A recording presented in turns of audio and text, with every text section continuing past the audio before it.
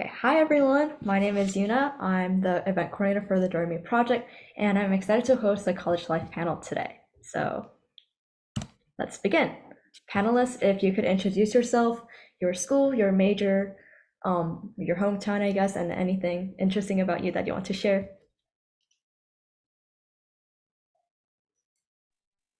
Hi guys, I guess I can go ahead and go first. And let me preface by saying I have a nasty cold right now, so I might need to occasionally turn my camera off to blow my nose, so please forgive me. Hi, I'm Sasha. I am a social studies concentrator at Harvard, and I'm also doing my master's degree in flute performance at New England Conservatory, and I'm originally from Chattanooga, Tennessee. Hi, my name is Carys. I'm a third year undergraduate horn performance major at Juilliard. I'm originally from the Dallas, Texas suburbs area. And yeah. Hi, my name is Rachel Lee. I'm a junior double majoring in management information systems and music at the University of Georgia, and I'm from Swanee, Georgia. Okay, and Joseph, are you able to talk right now?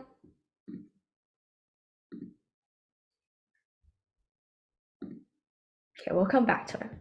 All right, first question. So I'm a high school senior myself, and as I was trying to come up with my list of schools, something that I was considering were like finances, location, and I guess what kind of majors the school offers. So I was wondering, for you guys, why did you choose to apply to your college, and why did you choose to attend your college?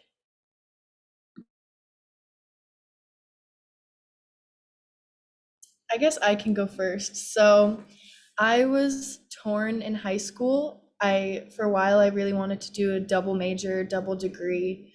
But I ended up just shooting my shot at various different types of schools. So universities, conservatories, combination, all of the above. And I ended up picking Juilliard because it was the teacher that I most wanted to study with, which was really important to me. And also the location in New York City. It was something that kind of terrified me at first, the prospect of living in New York, but it's been really amazing and so many great opportunities in the city. Even if you decide to go into academics, but you still perform music, there's so many opportunities you can have for gigs and stuff. And also financial stuff. Yeah.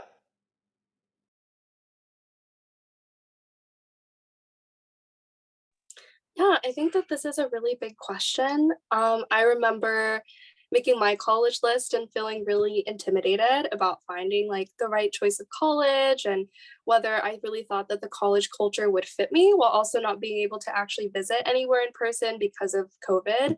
And so when I was auditioning, all of my auditions were like completely online and just submitted tapes. So hopefully you guys won't have to do that this year. For me, I really wanted to find somewhere where I could do academics and music. And so to sort of set the stage, I was choosing between three schools.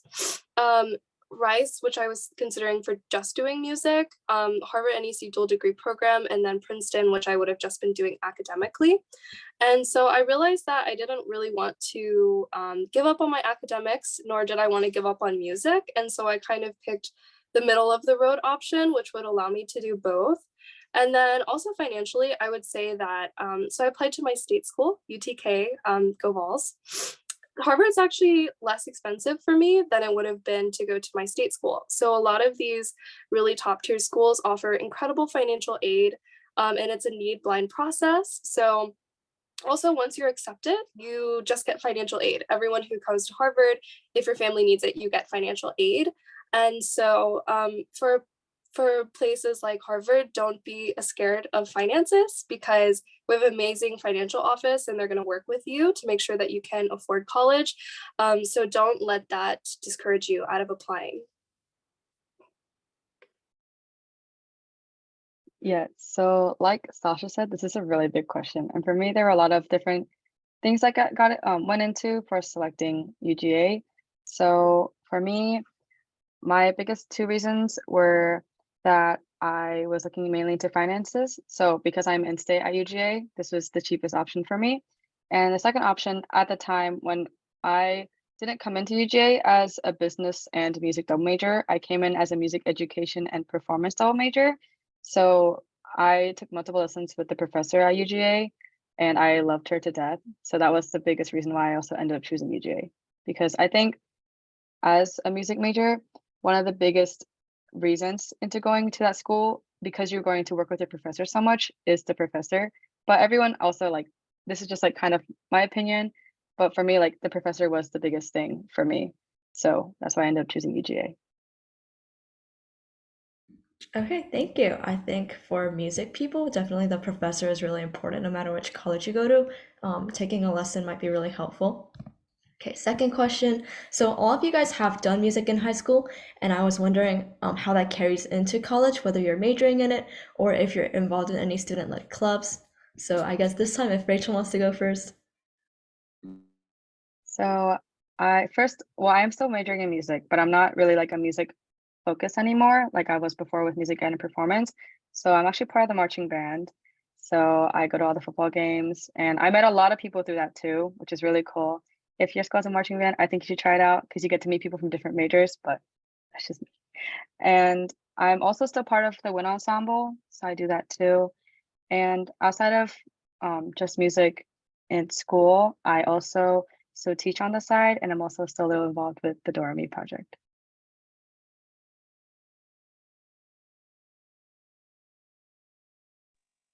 Yeah, I would echo. I do a lot of similar things.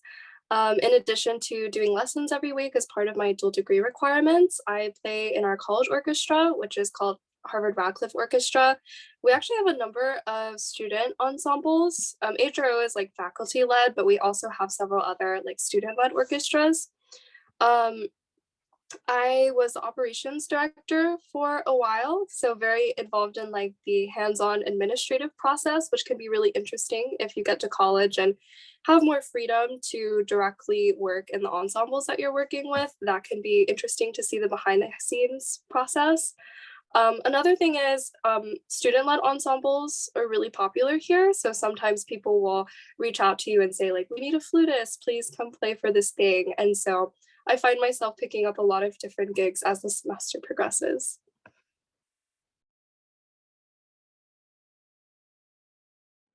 So, since I am a performance major, music is pretty much my entire academic life here. I've been trying to wear a lot of hats recently. So, I'm a teaching fellow with the Music Advancement Program, which is for younger kids around the city, and that's been really rewarding. I am principal horn with a orchestra in New Jersey, and I've also been studying historical performance and Baroque instruments recently, which has been very interesting, um, alongside the traditional lessons, chamber music, orchestra. So it's been very intense, but it's all stuff that I've wanted to do, and I feel really grateful that this is my life and that I am able to study music so intensely. Thank you. It also sounds like, especially with music majors, I think fulfillment is the biggest thing, whether it's through teaching students or you're majoring in it. Um, I think like we all can find that pursuing music in college like will give you satisfaction and happiness. Next question. What surprised you the most when you first came to college? This can be about college in general or any specific quirks about your college. Let's start with Sasha. I think we might get into this later on in like the advice section, but I don't know. I was really intimidated going into college because I was like, I'm gonna have to find all of the right people in the first few weeks and like make a lot of new friends while navigating a new environment. And like classes are hard. There are a lot of requirements. And so I was just pretty nervous coming into the whole process. I think what surprised me was just like how kind everyone is at college, like just from my experience, like if you're going through that, everyone else is also going through the same thing. So your first week, just like this is more an advice thing, but do your best to meet as many people as possible, because everyone is, I found that, very open to making new friends. And so whenever I would go into our dining hall, like I would try and sit with new people just because everyone was super open to like meeting you. And so I think that's what surprised me, is just like how open people here are to getting a meal with someone if they're new, and just like going out and meeting new people. To go off from Sasha, because I was thinking the same thing. I think going off from like just how kind people are, because they all know we have all gone through the same thing. Just also the amount of opportunities available that you can take. I know for me, like I didn't start out as music, and when I switched to business, it was really intimidating because I was like, am I even like capable of doing something like this? But I think like just overcoming your fear of failure, just trying, like just take the initiative, try something new, just everything like what is available to you. I think that's like incredible. So that was surprising. And also just the fact that you can always ask for help, like asking someone in class, asking like someone older than you, people are always wanting to help you out. So I think that is something surprising, and also just a little advice. Yeah, I would agree with that a lot. Something that's surprised me particularly is even though I go to a really small school, I'm still meeting people and making new friends, 3 years in. And I think that's really beautiful that um, the social connections are always a new opportunity. And there's so many interesting people, especially when people come from all different areas and different majors and different interests and different walks of life. There's so many interesting people to meet. What was I going to say? Oh, yeah, another thing that has surprised me is just, yeah, people are always really willing to help, and people are probably just as nervous as you are, especially in the first few weeks. And sometimes it's hard to be the person who goes up to somebody and introduces yourself. But I think that's what everyone really wants. So don't be afraid, especially in the first few weeks, to kind of put yourself out there a little bit, because you never know who you're going to meet or what common interests you might have. Yeah. Hi, I would like also sorry I'm joining late. I was having connection issues with this building. I'm using my friend's laptop right now, but one thing that really surprised me when I came to college is that often I remember when I was back in high school, my teachers were stressing me like to the bone, saying like, you're like, you need 100 million things, to be able to survive in college. But then you kind of realize when you're going into college, especially like the first years, that's kind of like almost like your playing field. That's when you kind of realize like, oh, it's okay to make mistakes. Oh, it's okay to ask my teachers for help. Oh, it's okay to let my professors know that, hey, this is going on, or this is, a factor in my life, or this has been going on. A lot of professors are actually very willing to just understand that, especially, since I'm involved with a lot of like music professors, they're especially chill about that because, they sometimes go on tour. They sometimes are adjunct faculty where they teach at 2 different schools. And it's often like, I realized how different high school from college was because I realized I could really vouch for myself, and professors are going to be really understanding. Thanks for joining, Joseph. Would you mind taking a second to introduce yourself, your school, your major and instrument? And then a question that you missed was, how are you involved in music and campus? And I was especially wondering, since you mentioned gigging in New York City, if you could talk about that also. Yes. So first, for introductions, hi, I'm Joseph. Sorry I joined very late. I am at NYU currently for jazz studies, and I'm in my junior year. So I just got this year, next year. And as for the question, a way that I'm like very involved, well, I'm involved in a few different ways. I'm involved school-wise, I'm involved gigging-wise, and since I'm here like mainly for jazz performance, I actually also compose a lot. I'm actually in a few composition classes right now, and it's really thrilling. And then on top of that, I also teach. So a way that I've been kind of involved with music is, doing gigs, joining a lot of jam sessions, more so in the jazz vein. I don't know how the classical world works.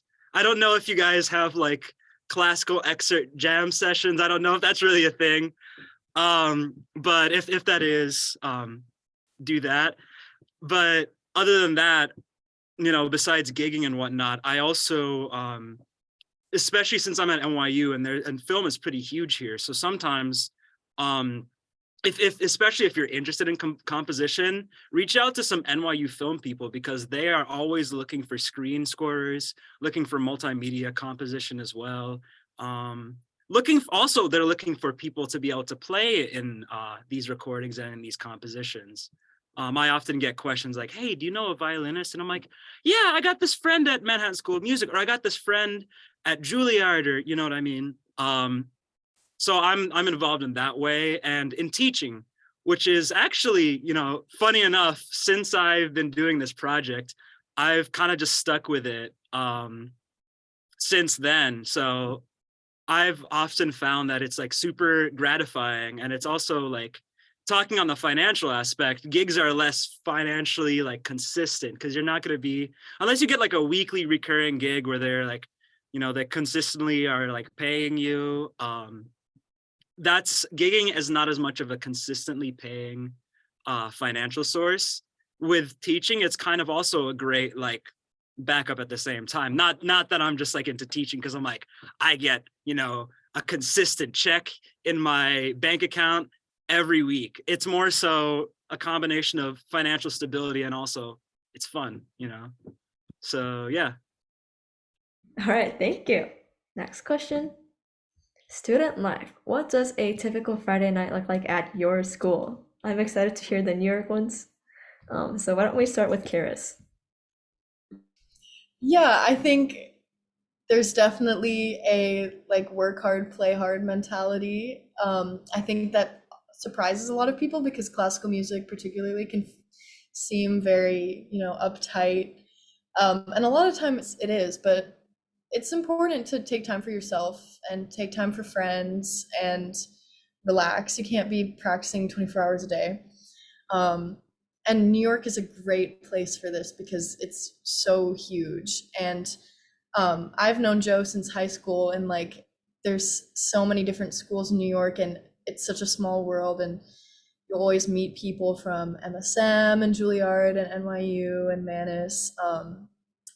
And yeah, New York is like a never-ending possibility, so many fun places and things to do, and people's apartments are fun to go to. So yeah, I think it's also people are balancing like their gigs with their free time, and sometimes that can feel like a bit of a sacrifice. Maybe someone's birthday party is coming up, but you have a really important gig that is like a really big opportunity, and so you're kind of sad about it, but you're also excited. And it's just kind of constantly finding that balance between taking the time for yourself that is so important and pursuing your dreams. So yeah.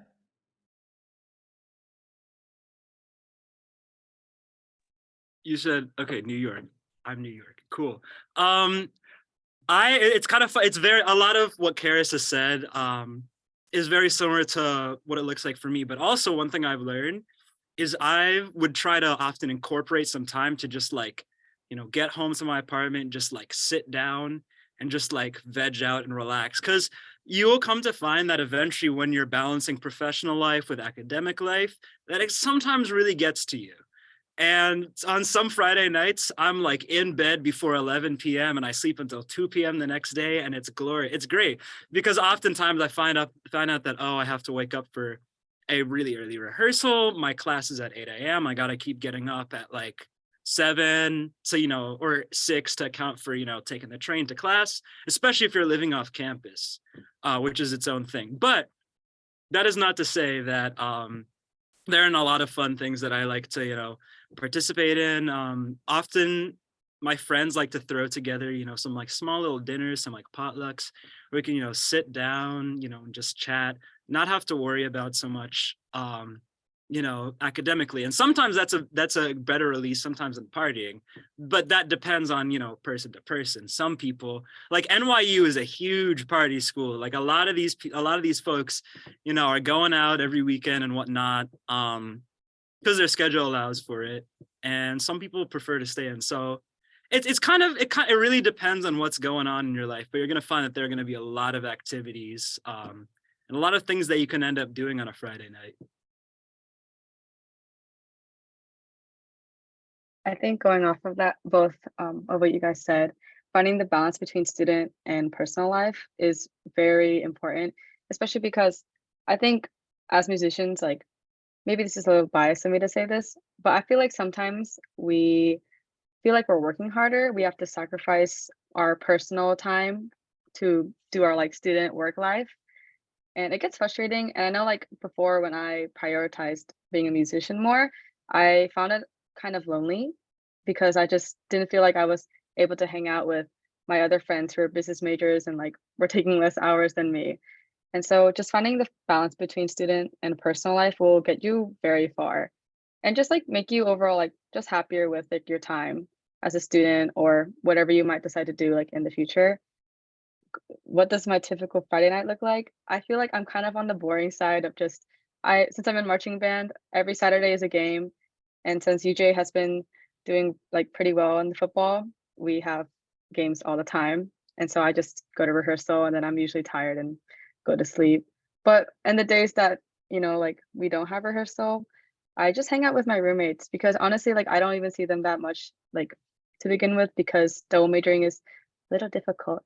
Maybe Sasha is easier for Sasha, but for me it's a little tiring. So just hanging out with my friends is definitely like something that is stress relieving and gets me through. Yeah, I've definitely been a bit of a homebody this semester.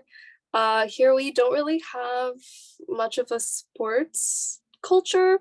Like we have one big game a year and we usually lose. So not not much of a sports culture here. I think that before coming into college, people gave me the advice that like you can choose three things and it can either be sleep, academics, or a social life, and that you can have two of the three, but there's no way that you can have all three. And I found that like that's not actually true. Like maybe you can have two of the three in a day, but that doesn't dictate what your actual life looks like. And so yeah, there are some Friday nights that you go out with your friends and have a great time, and then there are other Friday nights where you're tired and you need sleep. I think that for me, like what I choose to do on my Friday night is really just prioritizing like what my body and mental health is like telling me it needs. And so if I'm like, I haven't seen my friends in a while, like feeling kind of lonely, like I'll go out with my friends even if I have like more to in the upcoming few days, because like that is what I need in the moment. So I would say really just prioritizing your mental and physical well-being is very important, and academics are not everything, neither is practicing. You learn a lot about music and academics outside of the classroom and practice rooms. So definitely prioritize like spending time with people, because these are 4 years where the things that you do don't have too much impact. Like if you get a bad grade on like an assignment 5 years from now, are you really going to be thinking about it? And is it really going to impact you? Like probably not. So, but 5 years from now, will you remember that one Friday night that you can like reminisce about with your friends? Like that might be more likely. So definitely don't let the thought of your like need for academics or music prohibit you from just enjoying your life. Can I Thank you, quickly add? guys. Yeah, sure. So, I was gonna ask if I can just quickly add on to, because I just had a really good thought of what you said when you were talking about how like a lot of your daily life ends up affecting your playing as well, not just practicing. Carys and I both went to like an arts high school, and a lot of kids there, were like, I'm gonna practice 24 hours a day and sleep -1 hours a day, and I'm gonna live in the practice room. I'm gonna set up my entire like everything there. And it's good to, you know, have discipline with your practice, and that's its own philosophy. But also for a lot of y'all who are like aspiring to go into music and like into conservatory lifestyle, into just a really music heavy lifestyle, one thing that I noticed is a lot of times when I've made big leaps and, you know, achievements in my playing is when I've learned more about myself and experienced life a little bit more. When I truly, you know, experience the good aspects of life, the bad aspects of life, you know, when you really, you know, have a lot of life experiences, sometimes that comes through in your playing, because maybe something in your mentality changes. Instead of just being afraid to make mistakes, later you come to change that thinking to, I can make mistakes, because how else am I gonna learn? You know what I mean? So yeah, that's, sorry, I just wanted to add that because Sasha said something that provoked that thought. Thank you. And I think what you guys have been saying leads directly into the next question, which is how do you manage your time in college? For me in high school, I tend to like write myself like a weekly journal or some sort. I was wondering if you guys have any hacks like that, or especially for like double majoring. Like I know that's super challenging. It's like living two different lives. So I was wondering like how do you guys manage it? Sure, I'm happy to take a stab at this question. I think what's different in high school and college is that for college, your grade can be determined at like the end of the semester. And so what I mean by that is like you might have one midterm and then one project, and your midterm is 50% of your grade, and that final essay is also 50% of your grade. And so if you're like at the end of the semester and you have been like checked out of your class for the whole semester and it's the day before your essay is due and you're like frantically writing it, that can have a really big impact on your mental health, but also on your grades. And so I would say just the scope of grading and the way that assignments are weighted can be very different in college, depending on the kinds of classes that you're taking. For music, the experience might vary across schools, but you have like a jury at the end of the year, at least at NEC. And so preparing for that over the course of the year, it can require a lot of self-discipline to remain on top of things, especially if you don't have like an outside external force making sure that you are keeping up with everything and meeting all of your deadlines. And so I would say for people who are prone to procrastination, like me, just really making the effort to do things over the course of the semester, especially if it's like one of those big projects or essays. It can be really tough, but it will save you a lot of misery and heartache in the long run. So I really loved the idea of that weekly journal. Like it doesn't have to be that big of a commitment each week, but maybe just setting aside like 30 minutes a week to make sure that like, oh, I have this really big thing coming up and am I on top of things? Like checking in with yourself and just making sure you have a good grasp of what all you have going on and what you have due. Just try not to let those deadlines and midterms or finals sneak up on you. So I would say having like a running list, like mental checklist of what all you need to be doing is helpful. Google Calendar, you will have so many things on your schedule, like fun things, classes, outside things. Like as soon as you hear about it, just putting it on your calendar to remember it, because like a month from now, you're not going to remember that like one dinner date you planned with that person, and they're going to be all alone waiting for you. So definitely make sure everything goes on your calendar, goes on the checklist, just like try to be organized.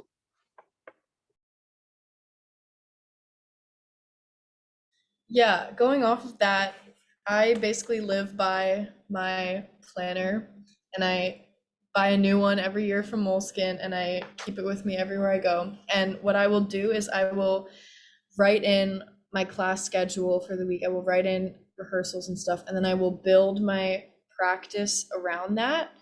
So I'm writing in all the stuff I have to do, classes, lessons, rehearsals, appointments, and then looking at that, I will then schedule in a rough time of when I'm going to practice. I try to do 2 hours a day split up, but I try to build it around my commitments. And then as a brass player, you know, we can't play that much to begin with for that long. So I try to be really lenient with myself about if we're playing some really heavy duty stuff in orchestra, I'm gonna take it easy and I'm not gonna judge myself for not practicing as much that week because I physically can't.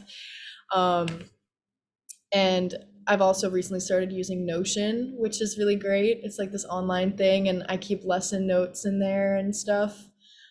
Because that's also something that gets away from me pretty fast, is what I just talked about in my lesson an hour before. If I don't write it down, I'll forget.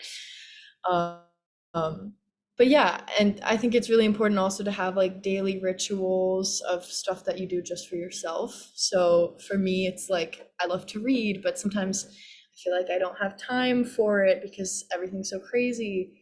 So I'll try to, schedule in, and sometimes I'll literally write it in my planner so that I feel like I have to do it. It's like tea and a book and like time for me, because I think that's so important. And a lot of people, like Joe said earlier, can get caught up in like the workaholic type thing, where I've actually found, like Joe said, that the more you experience in life, the more, museums you go to and hanging out with friends and going to shows and going on walks, that is the stuff that you can channel in your music more so than the hour you spent practicing scales. I don't know. So yeah, it's really important though also to write down homework, because I will forget. If there's a project due 3 weeks from now and it's a composition project for theory or something, and I don't write it down, I will forget about it. So writing everything down is my main tip.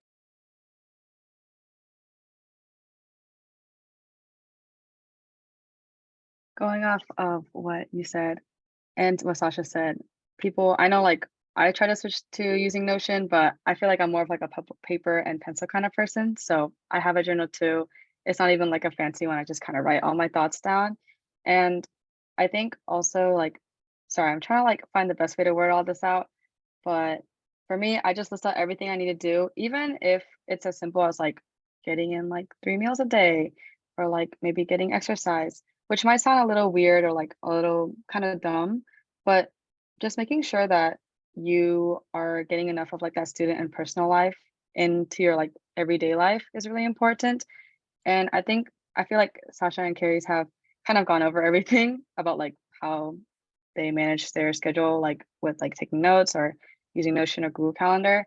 I think something that you should also take away is to not be super hard on yourself if you're not able to accomplish everything that you need to do. And like maybe like for me, I know like I always like prioritize like the first things on my list are the ones I prioritize the most, and that maybe like the deadline is sooner or I need to get them done. And then things on the bottom, like I have more time, like maybe it's a month away from now, or maybe like I can just set aside more time for that stuff compared to other things. So if you're not able to get to everything that you wanted to get to, it's totally fine. Don't kind of get into that workaholic mindset and like kind of be hard on yourself, because that pressure will probably not help you out in the very end. I hope I'm making sense. And I had one thing, but I totally forgot what I was gonna say. So I'm gonna let Joseph go and hopefully get back to it. Wonderful. No, I hate when that happens, but it's funny actually. Throughout the majority of, I got diagnosed with ADHD really early on in my life, and a lot of my life up until now was figuring out, okay, my brain is not going to remember a single thing ever, so I have to figure out how am I going to like remind myself. And so, similar to the rest, I have a few different like, I have a notebook where I just get whatever's in my mind, just general stuff. Like it's like basically a journal, just I have a little purple pocketbook, and I just write in there like, today this happened. I felt pretty blah, blah, blah, blah, blah, blah, blah, blah. But then I have another one where it's a planner where I write, and it goes by like a weekly basis instead of a monthly basis. So I'm not looking at the whole calendar, and freezing there and being like, oh my God, this is all I have to do in a month. Sometimes it's really good to just take it one step at a time. And, like Rachel said, not beating yourself up if you don't get to every single thing. Oftentimes I like to color code like the stuff that has more priority. So let's say I have an assignment and a performance, and then The rest is like, get extra groceries, get some dish soap, get some this, get some that. That's like in just like regular, like black pencil, whatever it is. But like the important stuff is like all in red. So it like jumps out at me and I'm like, okay, this is the stuff that I got to prioritize. Also, Rachel mentioned something about like reminding yourself to like eat 3 meals a day. I have a little app, which is this, it's kind of cute. You take care of this like little like this little like finch, this little bird, and down here it's like, it says like, oh, make sure to like take a shower, make sure to wash your face. And oftentimes when you're really busy in college, the simple stuff that you have to do sometimes slips past your mind because you're prioritizing, oh, I need to make money. Oh, I can't fail these classes. Oh, I don't want my parents' money to go to waste. You know what I mean? My own money to go to waste for that. So oftentimes, like a lot of my friends, when I talk to them about this, often I'm like the therapist, like the mom of of my friends. So they're always like calling me, being like, man, I'm so stressed about this. Man, I feel horrible. And I'm always like, just remember, take it one step at a time. Have multiple reminders. I have this paper right by my front door that, two different papers. One that says, make sure to take your phone, your wallet, and your keys. I know it sounds really ridiculous, but sometimes when you're in a rush and you gotta like catch that train, I will forget my Metro card. I will forget my AirPods. I will forget, like, I almost forgot my instrument once. And like this, I've been doing music basically my whole life. So sometimes that slips past you. But also I have like a reminder that's like, make sure to take care of yourself this way. And honestly, part of time managing in college is also scheduling in things for yourself, for your well-being, for your mental health, because oftentimes, you know, a lot of the work that you do becomes your whole like lifeblood. Basically, it's like, I have to become a stellar student. I have to become the greatest saxophonist known to man, you know, like all that kind of stuff. I mean, that's a bit of an exaggeration, but a lot of that kind of pushes itself to the forefront. And stuff like, I'm going to schedule myself an hour to just like sit down, take a breather, you know, wipe my mind from the previous thing that I was doing. Because that's another thing that I found to happen, is that what I was like, the thing that I was doing right before, like I'm still kind of like, I have like after stress. I don't even know what that's called, but it's like post event stress. It's like I'm still stressing about the thing that I just did, and then I'm going into another thing with that stress, and then I have another thing of stress, and they're kind of both, you know, meshing themselves together. So oftentimes I like to schedule in like free time, relax time, 2 hours nap, like something like that. So that often becomes a big part of my scheduling, and that's how I kind of keep it all together. Yeah, thank you guys so much. I think, oh, Rachel, did you have anything to add? I remember what I was gonna say. So there are two things. The first thing is, I think maybe for some of you guys, you might be wondering like, well, I know Sasha said that one of her classes was literally based off like 2 things, and maybe like figuring out like how like reminders for yourself. I know people use Google Calendar, like people write down in a journal.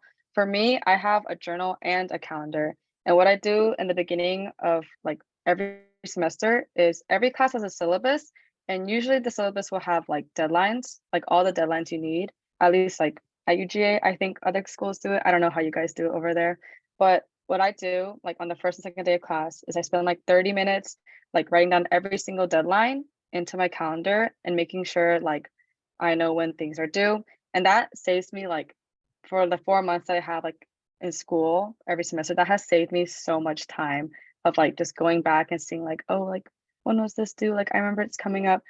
I assure you, like if you kind of like take that initiative when you have like a lot more time in the beginning to like figure out, kind of like see like maybe what your day-to-day life might be, or like when your deadlines will be, it will help you out in the long run.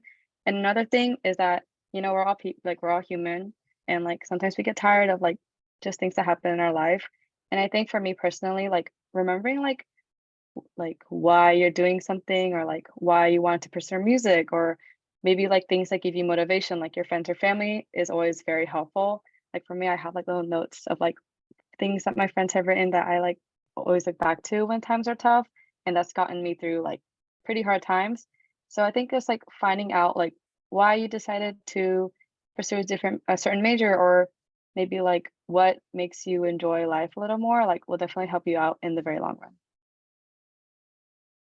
So I guess the overall trend is in college, you really have to make sure to take care of your own mental well-being as well as just like your general academic schedule. And I mean, for me as a high school student, I just keep like a general Google Calendar of my activities, but I don't like, unless I'm meeting someone, I don't specifically put in time to eat, time to rest, or stuff like that. So I think like hearing from your guys' perspective is really helpful, and now I know what to expect, which is just being really insanely busy all the time. Before we smoothly move on to the next question, I'm going to take a quick screenshot with the panelists, so you guys are going to have to smile for a second. All right, 3, 2, 1, cheese. Great, thank you. Okay, next question. So now we're gonna have some short takes. These questions should be answered in just a word or max a sentence, so choose your words carefully.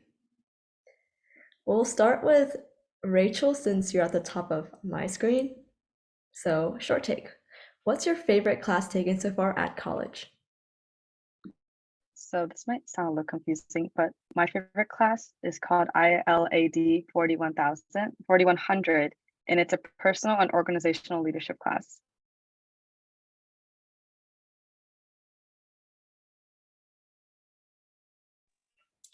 I think something I've enjoyed is finding all of our school's cool resources through my classes.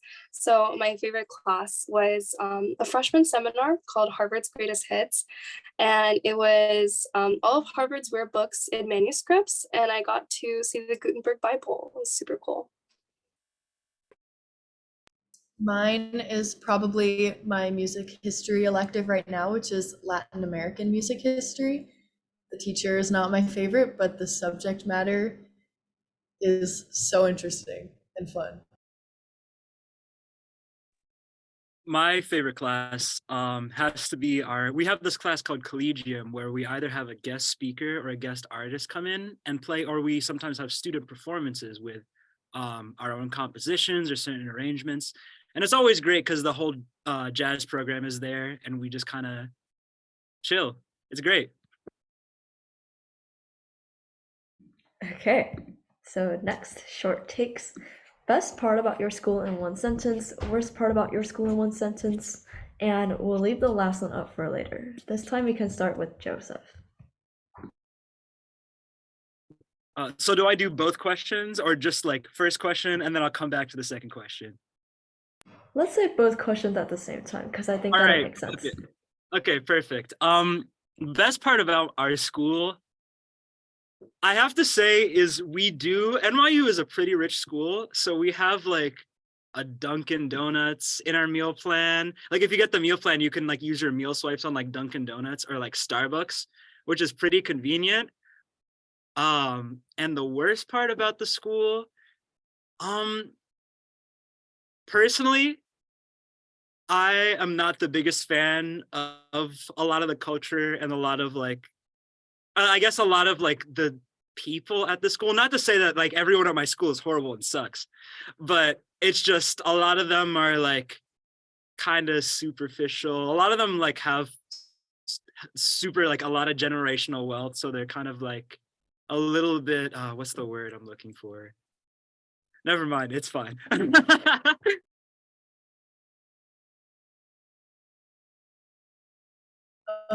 Mine would probably be the best part of the school is probably the people, because I don't think I've ever been surrounded by so many insanely talented people. It just blows my mind, honestly, how incredible everybody is. And it's so amazing to make music with these people because they're just insanely talented. The worst part of the school is probably feeling like being in a bubble. You can spend sometimes 10, 12-hour days sometimes in Juilliard, which is one building. And I find that I don't often leave my like 10 block radius of Manhattan on a day-to-day basis, not that often. So it sometimes feels like a bubble, but the best kind of bubble.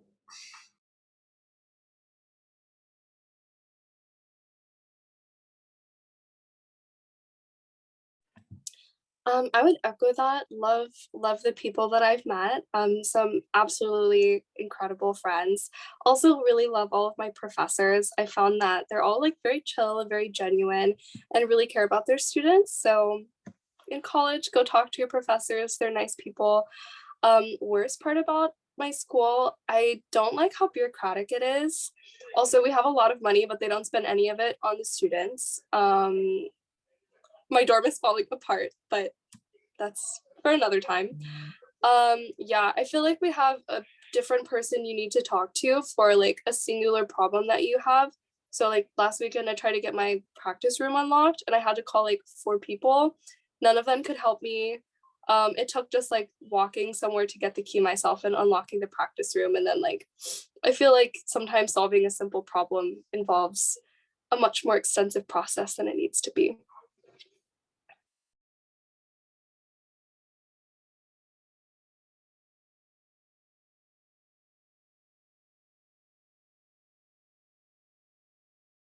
I think kind of going off of what everyone has said, people have made my school experience a lot enjoyable, very enjoyable. Sorry, I'm losing words. And also just the fact that I know that it's like kind of open to like any school you really go to. It's just the opportunities that you can take advantage of. Like I know like for me, one of the biggest things was switching my major because I had a difficult time like being like, oh, well, like I love music, but and I don't really see myself doing something else, but I also want to try something new. And for me, like the biggest thing that really made the push to switch business was knowing that college is a time where you can literally try anything. And it is the time for you to try out different things. Even though like maybe some of your peers might have more experience in that field compared to you, just being able to kind of take initiative and do what you want is something like one of the best things that I have found myself really enjoying about college. The worst part might be that we don't have a Dunkin' Donuts as part of our meal plan, but I think kind of going off of like what everyone else has kind of said, there are certain like priorities that our school has that doesn't really like focus on the student. And it seems, I don't want to sound rude when I say anything, but maybe a little bit more of like, doesn't really prioritize the students in the way that it kind of advertises. And it's been a little frustrating at times having to deal with that. Can I Thank you. revise my first answer? Because I actually do like, I didn't want that to seem like I hate everybody at my school. It's more so the culture that I don't like, but I do really like the connections that the school gives me because it's not just a conservatory and I'm not just like in like around musicians, around only artists all the time. It's actually great because I have a few close friends that are in STEM. I have a lot of like film friends. I have a lot of friends, you know, in this other department. And with the school being so big, you know, everyone at the school has their own friends, so that you end up meeting a lot of people in the city actually, and you make a lot of great connections, whether it's work related or just friend related. Yep. Now we have 7 minutes of our panel left. So if anyone here, like high school students, if you guys have questions that you want to ask the panelists, you can always unmute or type the question in the chat. In the meantime, you guys still have to answer the last question. Your advice for high school students right now. Like if you had to pick one sentence to tell them, and this would help them forever, then what would you tell them?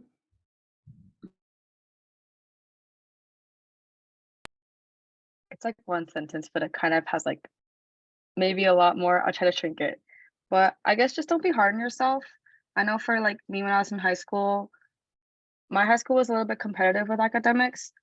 And they always placed the value of like going to like an Ivy League or going to like a school with a really good name. But in the very long run, like you do what you want to do with your life, even if that means like not going to college or like maybe not even getting a high school diploma, which is fine. Like there are many people who have lived their lives in a different way and found that happiness that satisfies themselves. And also just for me, like one of the biggest reasons, like I said, I chose UGA because of finance, but I really wanted to go to a school like, well, my dream school is Indiana, and having to say no to that being accept like that offer was really hard for me, just because I feel like I was so hung up on the idea of like the school name and like going to like an out-of-state school. That's something that I always wanted to do. But no matter where you end up, don't be hard on yourself, even by like the grades you get. Don't be hard on yourself too. It's just one grade.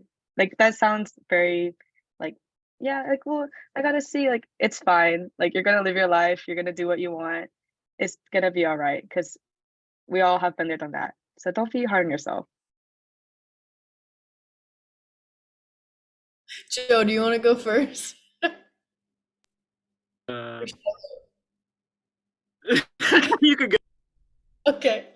Um, Mine would probably be like, no matter if you're going into music or not, like whatever you go into, like find your why basically. It sounds kind of corny, but like I feel like whatever you go into, it's so important to know why you're doing it and like why you're passionate about it, because I mean, speaking from experience with music, like there are a lot of times where I'm so exhausted, and it's so exhausting to go above and beyond the basic curriculum, which is already hard enough, but to seek out outside opportunities and outside gigs and stuff like that, it can get really exhausting, and it's hard not to like take it for granted sometimes, even though like with COVID and everything, we didn't get to do real music for like 2 years, and I still have to stop myself when I'm like complaining about a long orchestra rehearsal and be like, stop, like this is what you've always dreamt of. Like it's so important to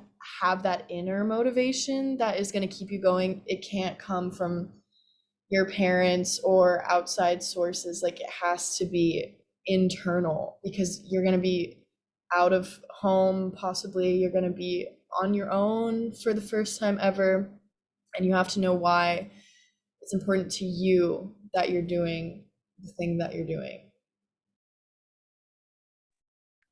Yeah.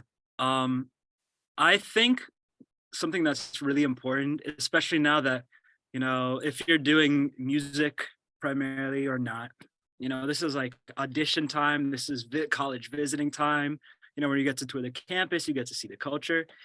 And a lot of times, like Rachel was mentioning, is sometimes you get really fixated on just the name, just the brand of the school. My top school was Manhattan School of Music.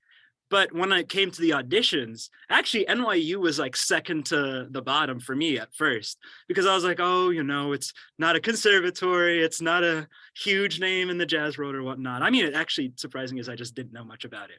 But one thing that I kind of thought about, and a good metaphor to think about this is, think you're going to like a clothes store, you're going to a shoe store, and you see a really nice pair of shoes, but they don't fit you necessarily.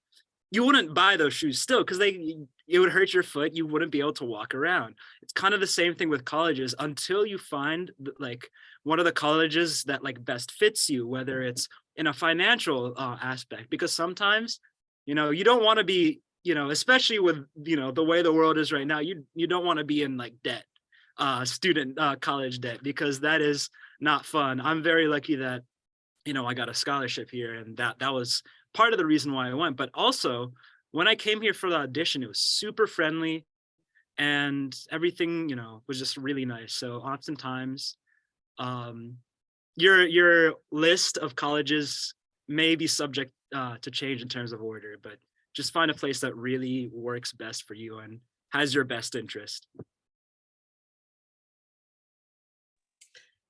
Yeah, I really love that analogy. And to continue it, like if you go into a shoe store and the shoe doesn't fit, like go to the clerk and ask for them to go in the back and get a different shoe that does fit you. So that may mean like finding a different college that fits you in another aspect, but at the end of the day, like there probably is going to be a shoe that fits. And so one thing I was nervous about was like, oh, like school culture, does this school fit me? Do I fit this school? And I think school culture can be really important, but at the end of the day, it's like you're not experiencing the culture of the whole school, you're experiencing the culture of the people around you. And so at any school, even if it's like uber competitive, cutthroat, like environment, and you're scared about that going in, just don't be with people who are like that. Like be with people who are kind and reflect your values and what you're seeking in friends. And I feel like you're able to find people like that anywhere, especially at a place like college that is very large and has a really large pool of people. Like you're bound to find someone who you can become friends with. And so don't be too deterred about like college culture as a whole. Like I promise you, you'll be able to find someone who you get along with. And then lastly, college is usually 4 years long for a lot of people. And that's 4 years is too long to be sad and miserable and alone. So go out and have fun and enjoy your lives. Like don't lock yourself in the study or practice room. Like you're also like a big thing about colleges is making those connections later in your life. And so you never know that professional job might come from the person that you went to a party with on Friday night. So if you really need an incentive to go out and socialize, know that you're not just having fun, you're also building a network of professional and social connections. Can I say one last thing? I know you said one advice, but it's very small. Is that I think something that will help you find like motivation just like in your personal life and just when you're in college, like just kind of making that incentive or like find the motivation to do something is to think that college is an opportunity and not everyone is able to take advantage of it. So being able to be in college is something that it's kind of a new perspective just to view like, I have this opportunity, let me take advantage of it. Thank you guys so much. I feel like most of the advice that you guys gave are very heartwarming.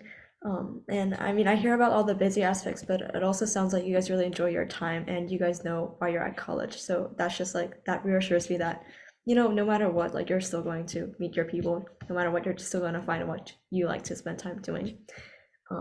So last thing, since I had the slide prepared, I do want to give an opportunity for anyone with questions to ask. And on this slide, I also have the panelists' contact information. So if anyone wants to reach out to the panelists individually, you can do that. I am going to stop screen sharing now so I can put in some announcements. 3, 2, 1. All right. Okay. Does anyone have questions that they would like to ask the panelists?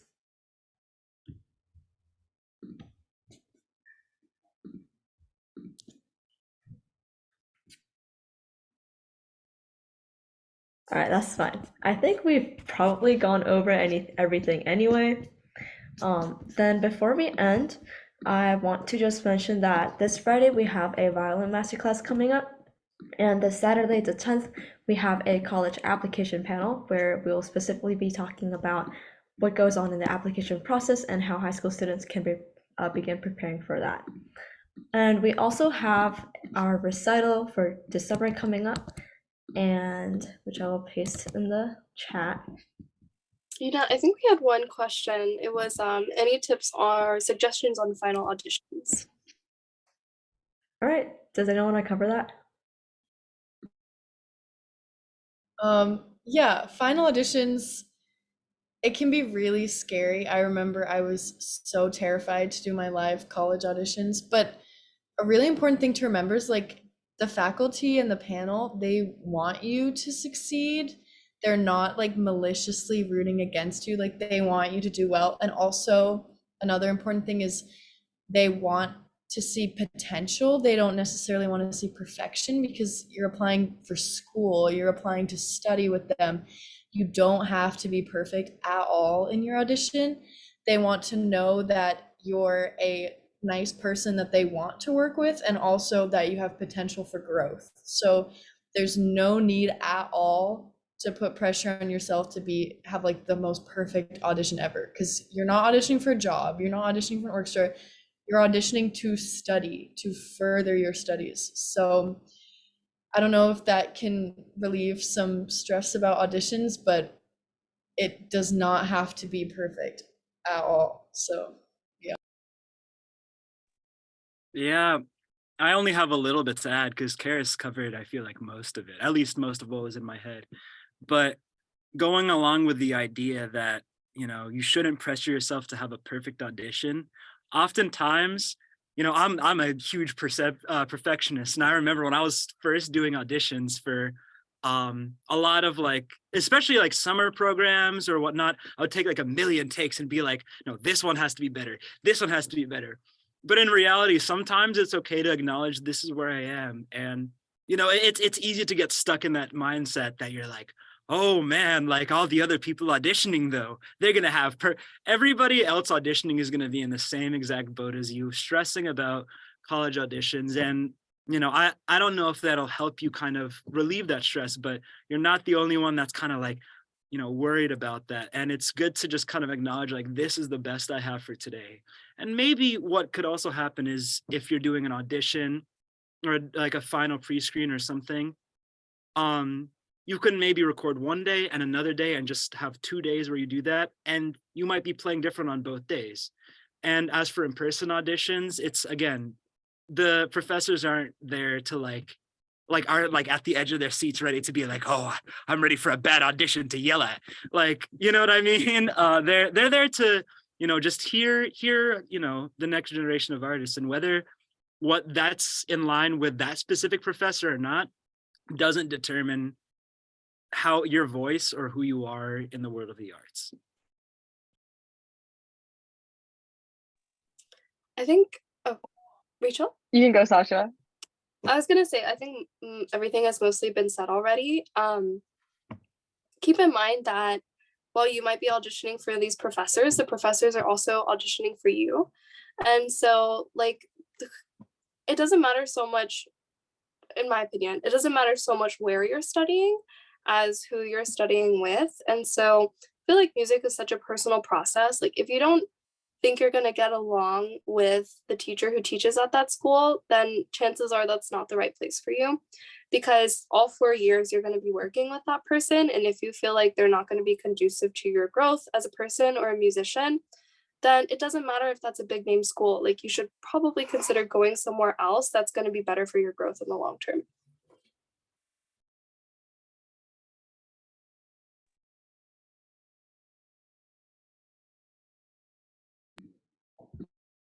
I think Sasha kind of covered everything I was gonna say. I think like the other thing is that I don't know how auditions will be. I know like when I auditioned, we were all in person. I think Sasha's was all online, and then last year it seemed like there was a mix of both. If it is like more in person, or you are basically exposed to the other people that are auditioning, try not to listen to other people. I feel like there are many thoughts will come to your head being like, oh, well, like this person sounds better than me, or like, oh, like they're playing this piece. Don't think about that. The reason why that you are able to audition and move forward with the process is because you are also very capable and have a lot of potential that they saw as well. And you're going to be fine. Yeah, I just wanted to add really quickly, the like big name thing is so not important. Like, Juilliard is just another school. Every school is just a school. If the teacher's more important than the school name, I would have followed my teacher anywhere. Like, I love her so much. I would go to the end of the earth to study with her. So definitely don't get caught up in the names of the schools, because they might not be the right fit. And I just wanted to second that, because that is so important. And I know a lot of people who did come to this school for the name, and they are not happy with their teacher, and that is more important. The teacher and the vibe is more important. So yeah. I know we're like already over, but Rachel, you mentioned the listening to other people during an audition, and actually I remember I think my first audition, I was getting in there, I was like, oh man, all these people know all this theory, I can hear it in their playing. But there's this famous jazz bassist named Christian McBride, and the philosophy he lives by is your sound is your signature. And I've started to really think like that more so. And it's like, you have to recognize your sound is you. So when you keep going into, you don't want to forge another person's signature in that sense, you don't want to just become like a carbon copy. Like, I know a lot of people in the jazz world all want to sound like John Coltrane.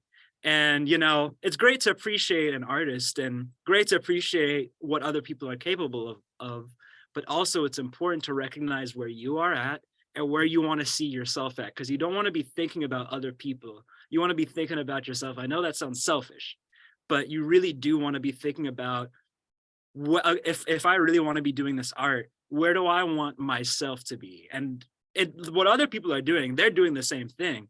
So it's not, you don't have to kind of compete with other people for, a certain sound, a certain slot. You'll find your place in the arts. There's art, the arts are ever expanding, and you will find your place. With that, I think we're going to end today's panel. Thank you guys so much for sharing your insight on college. I know this was super helpful for me, so hopefully it was helpful to everyone else as well. Yeah, have a great night, guys. Thank you so much, and join us for the future events next week. Bye! Thank you.